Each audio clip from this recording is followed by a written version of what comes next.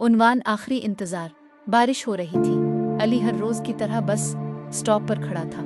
वो जानता था कि मरियम अब कभी वापस नहीं आएगी, फिर भी उसका दिल हर आती हुई बस को उम्मीद से देखता था। इसकी जेब में आज भी मरियम का आखिरी खत मौजूद था, जिस पर लिखा था, अगर कभी मैं तुमसे दूर हो जाऊं तो समझ लेना मेरी मोहब्बत कभी कम नहीं हुई। चंद दिन पहले ही अली को खबर मिली थी कि मरियम इस दुनिया से जा चुकी है। ये खबर सुनकर इसे लगा जैसे इसकी सांसें भी रुक गई हों। वो भागता हुआ मरियम की कब्र पर पहुंचा, खामोशी से बैठ गया। इसकी आंखों से आंसू बहते रहे और लरजती हुई आवाज में बोला, मरियम, लोग कहते हैं वक्त सब कुछ भला देता है, मगर मैं आज भी तुम्हें पहले दिन की तरह चाहता हूँ। काश एक बार तुम वापस आ जाती।